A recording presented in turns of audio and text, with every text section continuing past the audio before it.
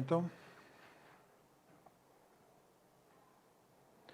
Senhor, nós te somos gratos, porque se a tua igreja se reúne mais esta manhã, e se o faz para estudar a tua palavra, é graça do Senhor. Nós reconhecemos isso, e que sem a tua graça, sem a tua bondade, sem a tua misericórdia sobre nós não estaríamos aqui, nós não estaríamos nem dentro do pacto, da nova aliança, Senhor. Pela tua bondade, o Senhor nos salvou, enviando Jesus para morrer por nós, sacrifício da nova aliança, e que nos garante entrada no reino e na eternidade da bem-aventurança. Por isso nós te louvamos, Senhor, porque o que fazemos aqui hoje perdura para a eternidade, e nós rogamos que tu nos abençoes, para que continuemos a obra de chamar os teus eleitos ao arrependimento e à fé, enquanto o Senhor glorifica seu próprio nome em toda a terra. Abre o nosso coração, torna a nossa mente fértil para a tua palavra, Senhor, a fim de que ela, germinando, produza os frutos que o Senhor quer na vida de cada um aqui. Também ajuda-nos a socorrer os irmãos mais fracos na fé, os que abandonam a congregação, Senhor, os que não se lembram da autoridade que receberam como congregação ou unidos à congregação do próprio Senhor Jesus, e esquecem, Senhor Deus, do dever, da responsabilidade, do zelo. Ajuda-nos a ajudá-los, Senhor. Só o Senhor pode mudar corações humanos, mesmo os corações dos redimidos. Somente o Senhor pode conceder genuíno arrependimento, decisão de retomar a caminhada. Portanto, Senhor, dá-nos a tua graça quando ministramos uns aos outros a tua palavra, Senhor. Concede-nos o desejo de crescer cada vez mais para que o façamos com zelo, com conhecimento.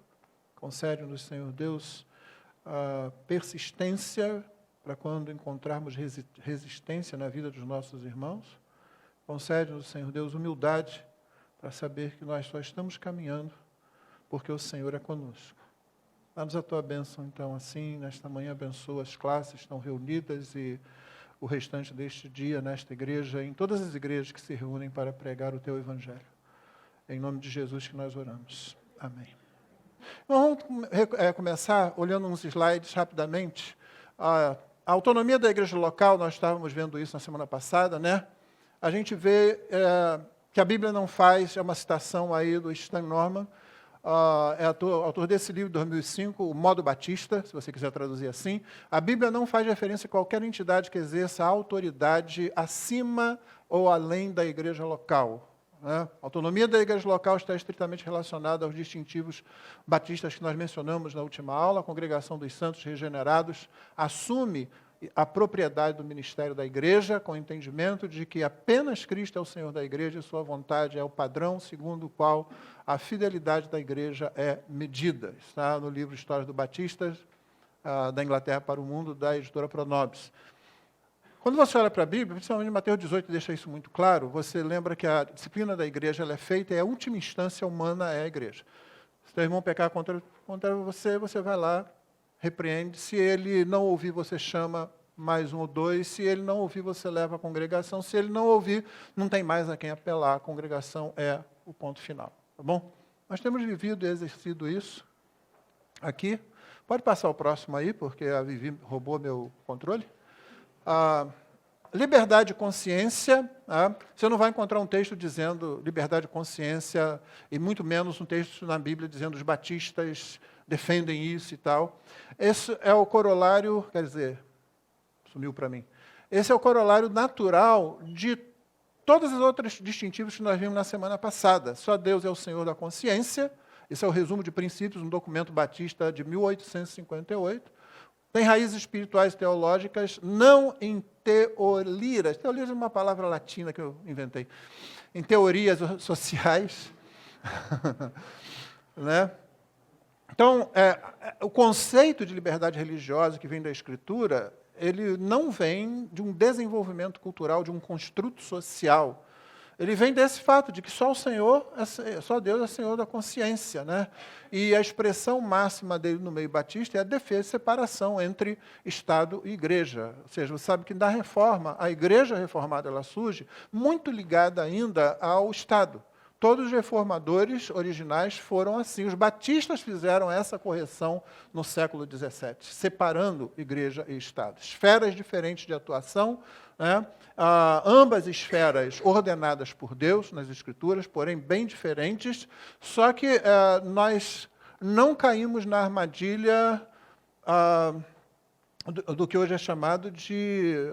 É um Estado laico, né? Mas não um Estado laicista. Não sei se vocês conhecem a diferença da palavra, entre as palavras.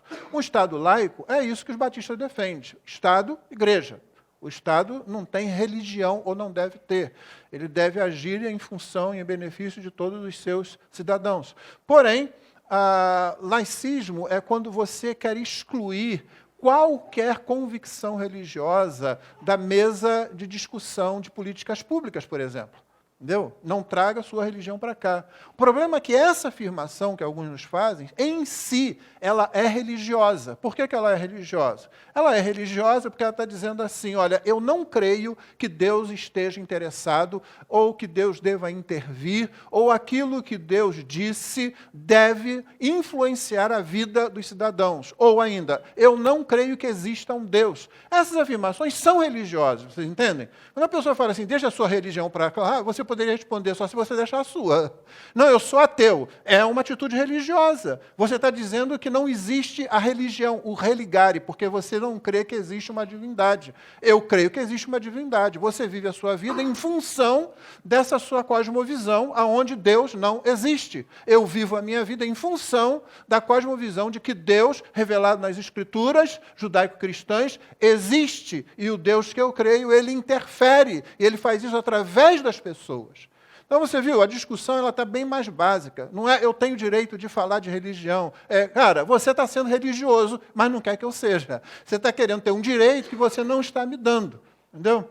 Então, sim, os batistas sempre defenderam a consciência, a liberdade de consciência religiosa, a liberdade de consciência de um modo geral e a liberdade de consciência religiosa especificamente. Ela é, como eu disse, a consequência de tudo que a gente tinha visto anteriormente. Tem mais algum, Nevardo? Já voltou para cá, que legal. Obrigado.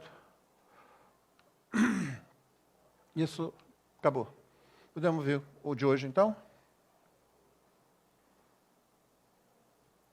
E hoje nós vamos falar sobre batismo e a nova aliança. Na verdade, irmãos, é muito conteúdo para pouquíssimo tempo. Eu não vou nem ter a ilusão de que vou conseguir realmente planar sobre esse horizonte todo, né? O que a gente vai precisar fazer é, em algum momento, à medida que vão entrando novas pessoas, e à medida que os antigos também precisam ser ou relembrados, ou até estudar a matéria pela primeira vez, a gente vai olhar para isso mais especificamente, numa série de estudos específicos sobre a nova aliança, sobre a teologia pactual, do ponto de vista do viés batista, né? Hoje, o que a gente vai ver, esse é o quadro de aula, a nossa ali é a segunda aula de batismo, que está marcada ali. Isso é o que vocês sempre têm, mostrando como vão ser as aulas aí pelas próximas semanas. Orem por isso, tá? Esse é um bom quadro para você orar por isso. Próxima semana nós vamos ter, nos 2 finais de semana seguintes, a ceia do Senhor, né? Que é a outra ordenança. Teologia pactual, nós vamos falar, se você fala de nova aliança, você está falando de teologia pactual, né? Ela é uma abordagem hermenêutica, ou seja, interpretativa. Você sabe que a Bíblia é um livro, a Bíblia tem que ser interpretada e a Bíblia será interpretada. Todo mundo vai se aproximar da Bíblia com algum pressuposto de interpretação. Então, primeiro, ela será interpretada. Se está escrito, vai ser interpretado. Tudo que é escrito é interpretado. A questão é interpretado por quem? Não é? Eu me lembro daquele pastor presbiteriano que, querendo defender o uso da Confissão de Fé de Westminster, que é um dos documentos básicos do presbiterianismo, encontrou certa dificuldade no próprio conselho de presbíteros de sua igreja local. E então alguém estava contestando isso. Olha, a confissão é aquela credofobia que eu falei na semana passada, né? O medo de confissão de fé porque ela é coisa de homem. Sim, ela é coisa de homem. Então aquele pastor falou o seguinte, não, a Bíblia tem que ser lida. A Bíblia é, então, a nossa base de fé? Sim. A Bíblia é aberta ou fechada? Falo, aberta. Lida ou não lida? Lida. Interpretada ou não? Interpretada. Por quem? Por cada um aqui, por ele, por ela, cada um achando que vai pensar o que bem entender? Né? Então, nós defendemos a livre leitura né, o livre acesso, o livre estudo da Escritura, mas nós não defendemos a livre interpretação. A Bíblia não é para ser interpretada por cada um, do jeito que cada um acha. Por isso Deus deu à igreja aquilo que os teólogos chamam de regra de fé, aquilo que a igreja crê, né, aquilo que a igreja sempre creu. Isso gera um monte de dificuldades, porque sabe que a igreja não é tão unânime assim ao longo da história. Isso exige maior zelo de nós, mas não nos isenta de cumprir essa tarefa, de interpretar a Bíblia de acordo com aquilo que a igreja, em sua expressão mais fiel ao longo da história, sempre acreditou, sempre creu. Né? Então, a teologia pactual é uma abordagem, uma aproximação da Bíblia, né, interpretativa, hermenêutica. Ela tem a ver com o modo como você lê a Escritura, como eu falei, e por isso ela tem a ver com os pressupostos por trás dessa leitura, porque todo mundo tem um pressuposto. Tem gente que lê a Bíblia magicamente. Tem gente que deixa... Você chega na casa e está aberto sempre no Salmo 91, você tem que perguntar, escuta, por que você faz isso? Existe uma razão por que as pessoas fazem isso. Geralmente é uma razão supersticiosa, que ela nem está percebendo. Por que no Salmo 91?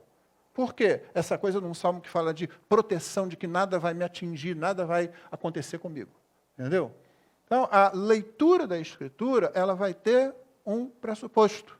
Quando nós ensinamos a Bíblia aos nossos filhos e filhas, nós estamos passando pressupostos para eles, que podem ser corretos, bons, ou não. O cuidado que a gente precisa ter quando a gente está vivendo, ensinando e falando a respeito das Escrituras em casa e na igreja com as nossas crianças, porque num primeiro momento eles vão adquirir os pressupostos do seu grupo social e religioso, no caso a sua família e a sua igreja. Entendeu? É por isso, irmãos, que muita gente que se converte numa igreja, muda daquela igreja para outra, não porque esteja procurando um grupo melhor, embora talvez a maioria faça por essa razão, um grupo que eu me sinta mais à vontade, mas porque discordou, à medida que foi crescendo, não consegue mais crer naquilo que inicialmente aquela igreja crê. Quando uma pessoa não crente entra aqui, ela não ouve uma exposição da Confissão Batista de 1689, ainda mais completa, ainda mais em todo o culto. Ela ouve a pregação do Evangelho, se converte, o Espírito Santo vai lá, converte aquela pessoa, pronto. E é aí que ela começa a conhecer a igreja. Pessoas chegam aqui, então é isso que é uma igreja batista? Porque dependendo da igreja batista que você entrar, mesmo aqui perto, você vai ter um susto lá. A igreja batista é toda preta. Entendi. Mas a outra igreja que não é batista também é toda preta por dentro. Por quê? Aí chega aqui e encontra uma igreja branca. Eu falei, esses caras são racistas? É isso? Será que é por isso? O problema deles? Mas a pessoa tem a primeira impressão do quê? É o evangelho que ela recebe. Vamos ver esse grupo agora. É por isso que algumas pessoas se convertem numa igreja que tem, às vezes, uma pequena porção do evangelho, mas ainda está lá. Às vezes você não pode nem categorizar como um todo, como instituição, aquela igreja como igreja. A pessoa se converte lá. E à medida que ela vai crescendo no conhecimento, muitas pessoas, tendo acesso a outras informações, principalmente hoje em dia, com a internet aí, ela pode ouvir o evangelho mais consistente e dizer, não, tem alguma coisa errada, eu gosto muito da minha igreja, mas alguma coisa não está batendo. Né? Durante a pandemia isso aconteceu muito. Porque, como muita igreja ficou fechada há muito tempo, o pessoal foi para a internet. E aí é um problema. Você ouve coisas boas e coisas ruins. E muita gente ouviu coisa boa e acabou deixando a sua igreja de origem porque, gente, era isso aqui que eu queria e não tinha. Entendeu? Todos têm pressupostos, como eu falei, inclusive para ler a Bíblia, e ela contrapõe-se à leitura dispensacionalista das Escrituras. O dispensacionalismo clássico é esse que está aí. Ele divide a história da redenção em dispensações, 7 dispensações. A gente não vai entrar nisso, você vai receber, vai poder estudar, espero que ninguém se converta a isso aí, porque isso está errado, obviamente. E está ali as dispensações. Deus trata de formas diferentes a forma como você chega a Ele através da história. Né? Isso é uma abordagem que tem muitas dificuldades para você manter, essa divisão acaba sendo artificial. Né? Mas é um tipo de abordagem bíblica, um tipo de abordagem hermenêutica, é o principal oponente, se eu puder dizer assim, da interpretação pactual ou aliancista. Né? O que nos interessa realmente é o batismo e a nova aliança. E aí a gente começa com esse camarada aí, Aristóteles. E nesse livro, Metafísica 3, citado por C.S. Lewis no livro Milagres, ele disse essa frase aí. Vocês podem ler? Conseguem ler? Então leiam, por favor. Aqueles que desejam ter sucesso devem fazer as perguntas prelimitares Se você quer chegar a uma boa conclusão, faça as perguntas corretas, não é? Porque se você fizer as perguntas erradas, ela vai te enganar e vai te levar por caminhos que não são os que você quer, né? E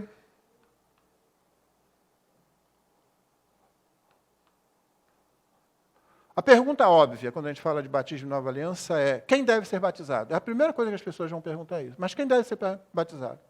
Essa é a pergunta que vem. Mas a pergunta melhor é quem está dentro da aliança? Essa é a pergunta melhor. Por que ela é a pergunta melhor? Porque o batismo não é apenas o resultado de você ler textos bíblicos no Novo Testamento que falam sobre batismo. Ele está enquadrado dentro de um contexto maior, e esse contexto é pactual. É o contexto das alianças, né? Ou da aliança.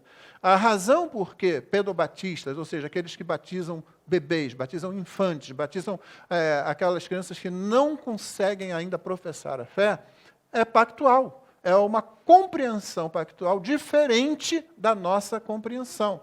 Então, os primeiros batistas, eles perguntavam isso, quem está dentro da aliança? E aí, as perguntas pertinentes a essa pergunta melhor, quem está dentro da aliança, são essas aí. De que aliança estamos falando? O que caracteriza essa aliança? Qual o sinal dessa aliança? E qual a relação desse sinal com o povo da aliança? Essas são perguntas pertinentes. Entendeu? Aquela pergunta melhor, quem está dentro da aliança? Porque a conclusão, eu vou já dar um spoiler para você, vai ser que quem está dentro da aliança é que deve receber o sinal. Era assim na antiga aliança, tem que ser assim na nova aliança também. Quem está dentro da aliança é que vai receber o sinal. Então a gente tem que saber o que caracteriza essa aliança, qual é esse sinal e como esse sinal se relaciona com a formação do povo da aliança. Vocês estão me acompanhando até aí? Muita coisa, né? Eu tenho que correr aqui, porque senão, de um lado, o Jonatas coloca um monte de negócio. Olha, eu queria que tratasse tudo isso. Eu falei, deu vontade para ele, vem para cá então. Vai ficar correndo aqui e passando da hora. A segunda coisa é que chega na reunião das 17 horas, mesmo que não esteja aí hoje, eles vão dizer, o pastor passou da hora, viu? Pastor, a gente também pode. Estão doidos para falar isso. De que aliança nós estamos falando? Para falar da aliança, a gente fala da teologia pactual. A teologia pactual geralmente tem duas grandes divisões, o pacto das obras e o pacto da graça. O pacto das obras é o pacto da criação até a queda.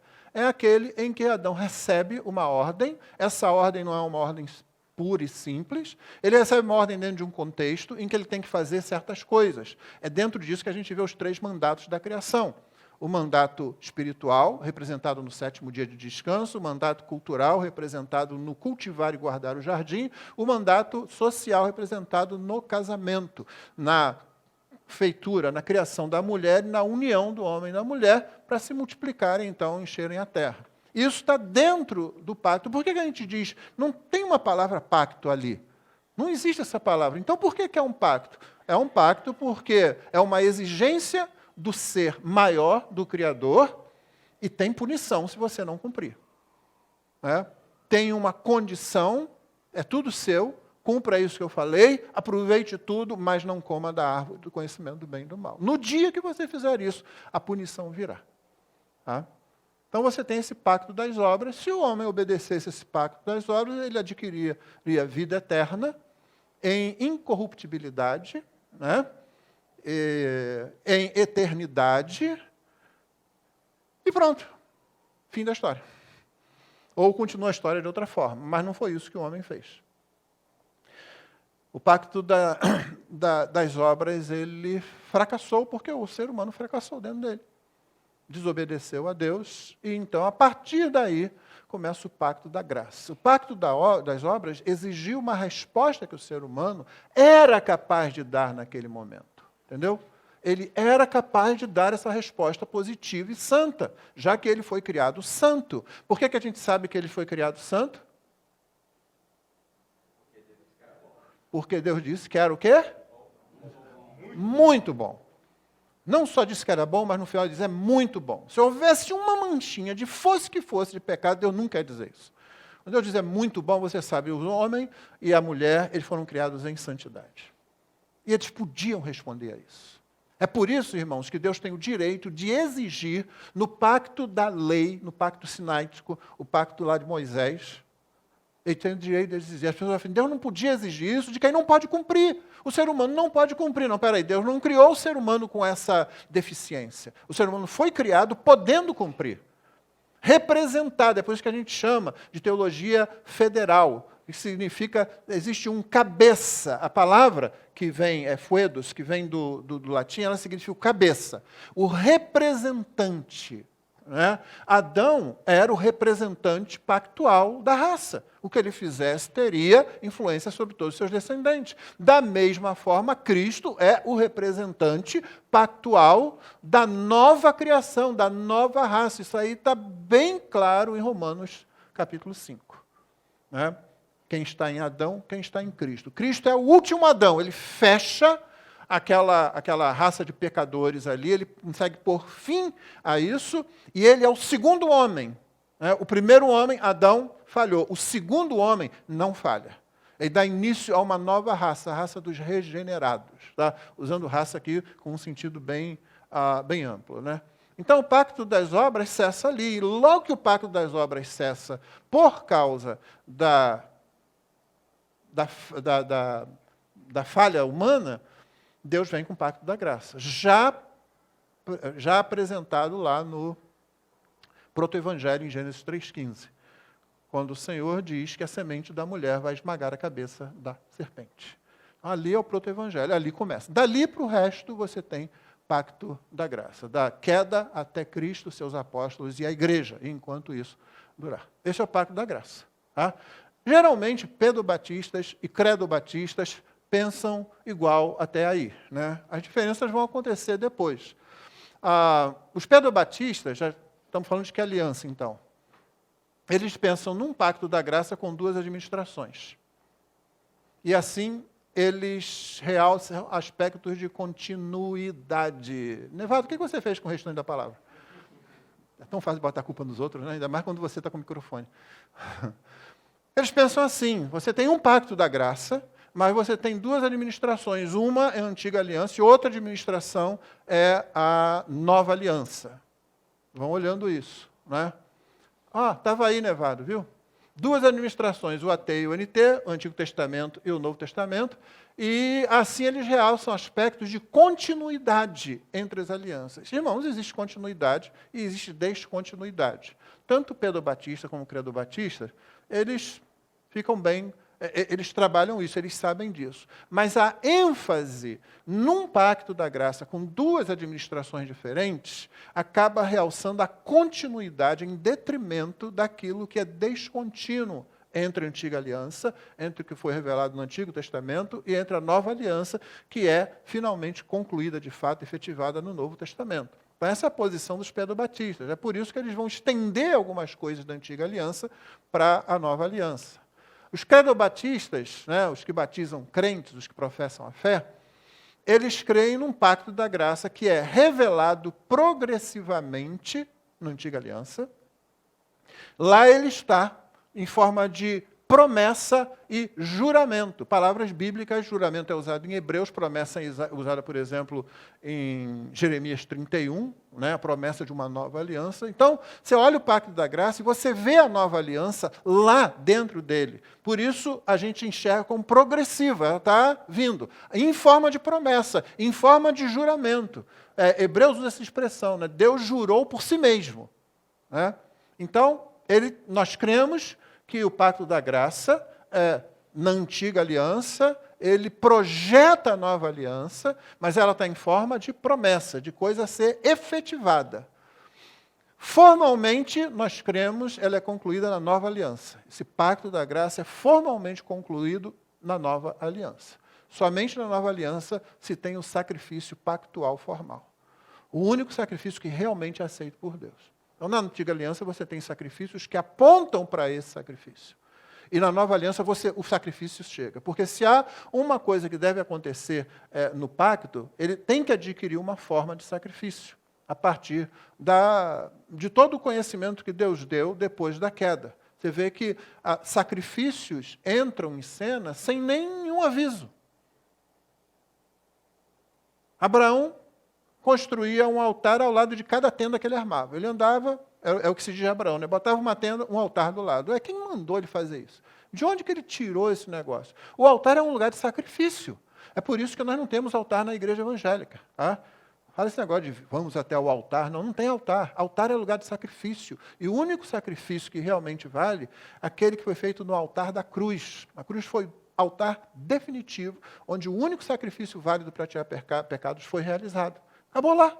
Pronto. Não tem altar aqui, não. Aqui tem uma mesa. É uma mesa de comunhão, é o símbolo também da participação da nova aliança. Né? Mas isso aí a gente vai ver depois. Então, esses textos aí, eles vão apresentar isso. É preciso que morra o testador. O testador tem que morrer, para que o testamento comece a valer. Não vale o testamento, né? Está vivo ainda, então não começa a valer. Esse é um dos argumentos de Hebreus, né? Em que você precisa que o testador morra, o testador morreu, o testador é um sacerdote de uma superior aliança, que é Cristo, né? Então, se vocês quiserem, não, vocês puderem, abram aí, vamos ver o texto de Hebreus.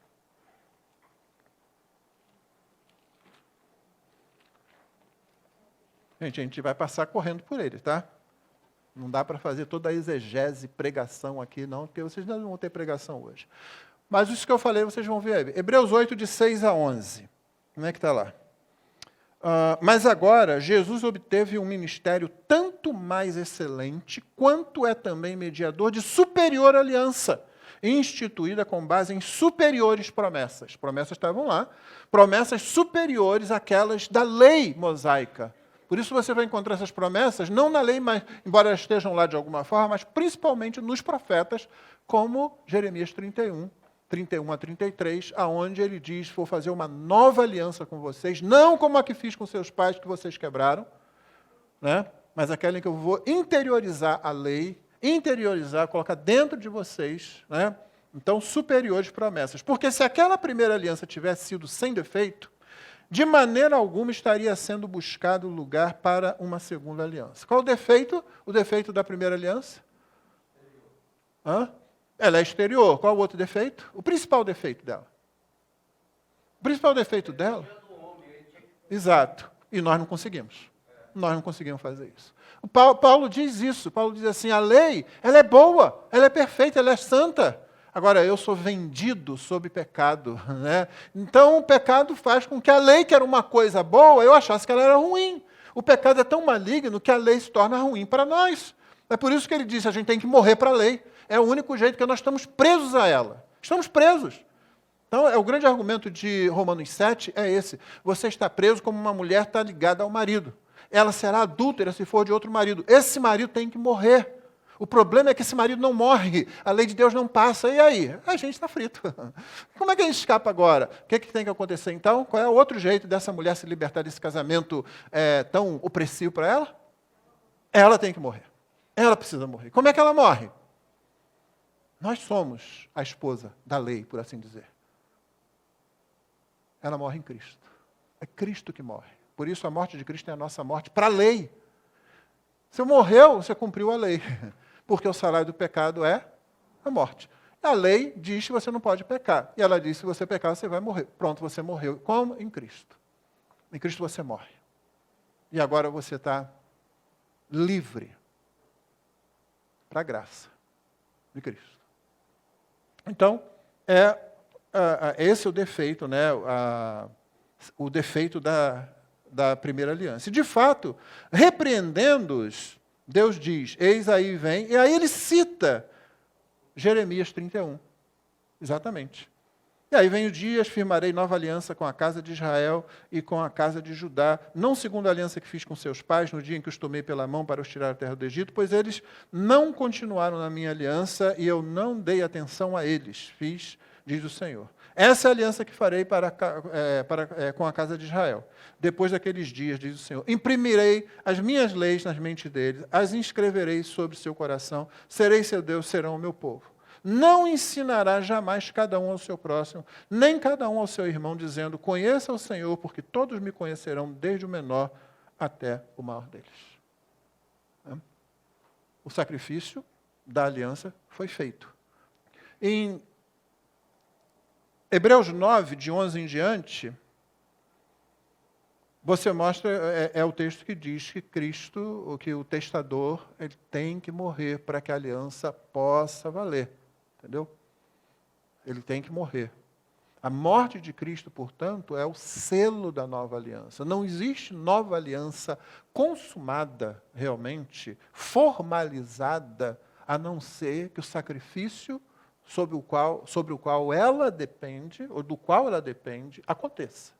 É por isso que a gente diz que no pacto da graça, a nova aliança está na antiga aliança projetada em forma de promessa, e ela se conclui, ela formalmente acontece em Cristo, quando Cristo morre. O testador morre agora, a nova aliança pode ser aplicada àqueles que estão debaixo da graça, né, debaixo dessa nova aliança. E a gente vai ver a qualidade deles. Eu sei que é muita informação, mas vocês estão conseguindo acompanhar? Pelo menos a lógica.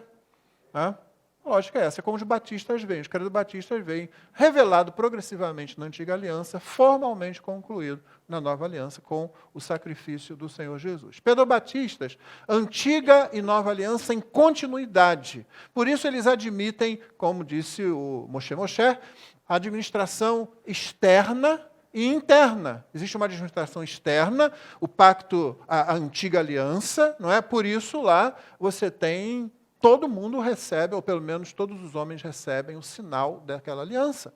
Né? Mas se fala já lá no Antigo Testamento da circuncisão, que é o sinal pactual, né? Desde Abraão, a circuncisão do coração também. Por causa disso, eles entendem uma natureza mista do povo da aliança. E eles migram com essa natureza mista do Antigo Testamento para o Novo Testamento também. É por isso que a igreja, a natureza da igreja, é mista no pensamento pedobatista, ou seja, pessoas regeneradas e pessoas não regeneradas podem fazer parte da igreja. Quem são as pessoas não regeneradas? Os bebês. Os bebês. Não, eles podem fazer parte da igreja, porque na antiga aliança era assim. Na antiga aliança, você tinha lá o não regenerado, aquele que não era circuncidado de coração, embora fosse circuncidado na carne. Né? Os credobatistas, eles veem a antiga e a nova aliança em tensão, já que uma projeta a outra em forma de promessa, e a outra, a nova aliança, é o cumprimento do pacto da graça, o cumprimento formal completo, em cima do sacrifício feito por Jesus. Não é? Por isso, nós vemos como essa aliança como uma administração interna da graça, que é aquilo que está cumprindo a promessa de Jeremias 31, que eu acabei de ler para vocês aqui, sendo citado em Hebreus. Né? Eu vou colocar dentro deles. Então, a nova aliança, a gente vê como uma administração interna, não externa e interna, mas interna. Por isso, ela é efetivação da graça sob a antiga aliança. O que alguém está com Hebreus 9:15 aí? Aberto? Se tiver, lê para mim aí bem alto. Pega o microfone aí. Quem vai ler, por favor? Pode ler. Não, tem que ser no microfone por causa da gravação. Desculpa, Por isso mesmo, ele é o mediador da nova aliança, a fim de que os que foram chamados recebam a promessa da herança eterna, visto que houve uma morte para a remissão das transgressões que foram cometidas sobre a primeira aliança. Pessoal, houve uma morte. Essa morte, ela cobre as transgressões que foram cometidas na antiga aliança. Deu para entender isso? Por isso, a efetivação da graça sobre da graça que havia graça ali, estava meio que camuflada, mas havia graça, em forma de promessa. Hebreus está dizendo que quando Cristo morre, além do testamento poder agora ser aplicado, é essa morte, e somente essa, que cobre a transgressão, ou as transgressões cometidas sob a antiga aliança. O pessoal do Antigo Testamento é salvo do mesmo jeito que o pessoal do Novo Testamento, por causa da morte de Cristo na cruz. Eles criam naquilo que expressava a necessidade desse sacrifício. Se você perguntasse para qualquer um lá quem é Cristo, eles não iam saber dizer. O que eles iam saber dizer é o seguinte: Deus mandou a gente fazer esse sacrifício aqui. Ele mandou a gente um dia por ano ficar lá aguardando enquanto o sumo sacerdote entra no Santo dos Santos, oferece sangue ali. E o sumo sacerdote saindo diz: olha, o Senhor nos perdoou. Você acha que aquele sangue lá é de boi, de touro, de coisa, é que tira pecado? O Hebreu vai dizer não. Mas ele aponta para aquilo que vem. Como que isso funciona? Da mesma forma como funciona para a gente. Fé. Deus diz uma coisa, você confia e você obedece. O Senhor mandou fazer aquilo lá, é aquela forma que tomou ali. Mas o que faz o pecado ser perdoado, conforme Hebreus 9,15, é o sangue de Cristo derramado na cruz. Tanto para quem estava lá, como para quem está aqui agora. E é por isso que a gente vê a antiga e a nova aliança em tensão, promessa e cumprimento. Entendeu? Nós não vemos uma continuidade onde você transfere uma coisa da outra, justamente por causa do que a gente vai ver, então, a seguir. Mas ainda, o pacto com Abraão se aplica à nova aliança, dizem os pedobatistas, já que você prioriza a continuidade. O sinal desse pacto, a circuncisão, também se aplica aos descendentes, como se aplicava lá no pacto de Abraão. Todo macho nascido na sua casa, comprado por dinheiro, vai ser circuncidado. Pronto, está aí. Se você trabalha em continuidade, né, você acaba trazendo as coisas da antiga aliança, inclusive da aliança com Abraão, para a nova aliança também. Mas será que é assim mesmo? Os credobatistas pensam o seguinte: primeiro, administração interna da graça, como a gente já viu. Depois, cumprimento da promessa de Jeremias 31. O que acontece ali é que você vê que os membros dessa nova aliança, conforme a promessa estava dizendo, todos eles serão regenerados. Todos eles conhecerão a Deus. Não existe uma administração externa. Não existe a possibilidade de você receber o pacto se você não estiver capaz de dizer, eu conheço o Senhor. Não é a promessa de Jeremias 31? E não dirá cada um ao outro, conhece ao Senhor, porque todos me conhecerão. Todos os que estão debaixo da nova aliança conhecem ao Senhor. Não tem essa possibilidade, circuncidou Saul, mas Saul desobedeceu, era circuncidado.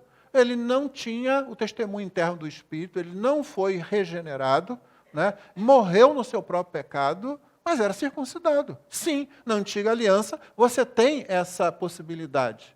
Né? Como os herdeiros de Abraão, todos eles têm no seu corpo, os homens, e representando o restante do povo, têm no seu corpo a própria marca dessa aliança, desse pacto. Na nova aliança, Jeremias já dizia, não, na nova aliança todos conhecerão. Não vai haver exceção. Todos conhecerão. Se é integrante dessa nova aliança, todos conhecerão. A efetivação da graça sobre a antiga aliança, né, como a gente acabou de ver, em 9,15, e o que caracteriza essa aliança, então? Que é outra pergunta pertinente, né? Que é justamente a diferença que os pedobatistas perdem quando eles transferem continuidade, quando eles transferem uma coisa de uma aliança para outra, eles perdem isso aí. Como eu acabei de dizer, Jeremias 31, regeneração de todos os que estão nela. Se está na aliança é porque você foi regenerado. É isso que faz. Desculpa, só porque o meu controle de tempo aqui para eu saber o tempo que eu tenho. Além disso, Gálatas 3, 14, 29, todos os que estão nela creem e recebem o Espírito Santo. Todos. É o que esses dois textos vão estar argumentando a respeito da nova aliança. Ele vai dizer, você recebe o Espírito Santo. Se você é debaixo da promessa feita a Abraão, né, você recebe o Espírito Santo. Todos que estão debaixo disso recebem o Espírito Santo. Mas peraí, feita a Abraão? Então voltamos para Abraão? Sim. Romanos 6, 6, 9 diz isso. Somente os que estão nela, na nova aliança, são os verdadeiros filhos de Abraão. Vocês vão se lembrar do texto lá, com Paulo diz que nem todos que são de Israel são israelitas. Lembra disso? Nem todos são de Israel são israelitas. Mas como não? Não, porque são os filhos da promessa e não os filhos do sangue, da carne. E como é que isso acontece? Fé. Todos os que estão nela creem e recebem o Espírito Santo. Os pedobatistas esquecem que a fé é um distintivo, uma característica dessa nova aliança. Tem que crer. Entendeu? Essa é a grande diferença. Quando você nasce sob a antiga aliança, você não tem que crer. Você é circuncidado ao 8º dia, não tem condição de crer em coisa nenhuma. Pronto, você está no povo e é isso que tem. Na nova aliança entra um fator novo. A exigência de fé pessoal. Na antiga aliança, você recebe o sinal baseado na fé de Abraão.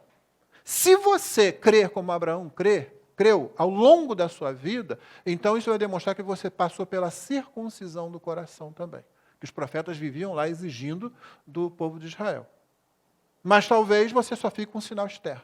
Então, sim, era lá assim. Só que Jeremias 31 diz, todos serão regenerados, todos me conhecerão. Gálatas diz, todos os que estão lá são os que creem, são os que recebem o Espírito Santo. E Romanos diz que, olha, esses é que são realmente a semente, os descendentes de Abraão. Entendeu a lógica da... Como é que isso vai? Então, essa característica, o que caracteriza essa aliança? Principalmente a regeneração que é produzida pela fé pessoal, no sacrifício de Cristo Jesus. Entendeu? É muita coisa, né? Principalmente se você nunca ouviu isso, imagina que você está por aí. Mas fique tranquilo, a gente chega na praia, a gente não morre nadando, não. Pelo menos não Batista, que Batista não tem problema com quantidade de água. Qual o sinal dessa aliança? E aí está Colossenses 2, é o texto que mais é tratado nesse assunto, porque supostamente ele faz o batismo ser sequência, ser sucessor da circuncisão. E sim, o batismo é sucessor da circuncisão, só que a gente tem que perguntar qual. Esse é o único texto em todo o Novo Testamento que junta batismo e circuncisão. É o único texto. Mas o que ele está dizendo? Porque nele, em Cristo, é o que vinha sendo dito anteriormente, em Cristo habita corporalmente toda a plenitude da divindade. Então, estamos falando de Cristo, aquele que encarnou, né, e em quem habita toda a plenitude da divindade. Muito bem. Também nele, vocês, gentios, Paulo está escrevendo a eles, ele tinha acabado de falar do mistério, né? O mistério é que os gentios também têm acesso a essa graça. Os gentios, os não-judeus, eles entram na graça da nova aliança, né? E esse era o mistério que estava lá, oculto. Na verdade, estava profetizado, em ti serão benditas todas as nações da terra. Simeão, aquele que tomou Jesus no braço no dia da circuncisão, ele diz, luz para os gentios. Ele não diz só para Israel, não. É para Israel, mas é para os gentios também. Então, eles tinham essa percepção, né? Então, também nele, vocês, gentios, receberam a plenitude de Deus, a plenitude do que Deus quer, a plenitude da vontade de Deus, a plenitude do propósito de Deus. Ele, Cristo, é o cabeça de todo principado e potestade. E aí, nele também vocês foram circuncidados. Peraí, eu sou gentio, Paulo, não fui circuncidado, não. Não, você foi circuncidado, não com uma circuncisão feita por mãos humanas. Não importa se uma circuncisão feita com uma faca, lá no prepúcio, não importa se uma circuncisão entendida como água na cabeça do bebê. Não, não é circuncisão de mãos humanas. Mas a circuncisão, mas pela remoção do corpo da carne, afasta o que é feito no seu corpo, o que é feito na carne, né? Que é a circuncisão de Cristo, que pode ter dois significados. Ou a circuncisão de Cristo é o fato de Cristo ter sido cortado em nosso lugar, ou a circuncisão de Cristo é aquilo que Cristo fez no seu coração. E os dois sentidos estão muito bem nesse texto. Mas o que Paulo está dizendo é o seguinte, você gentio, que não foi circuncidado, você foi circuncidado. Não na carne, o corpo é removido, esquece esse negócio feito no corpo.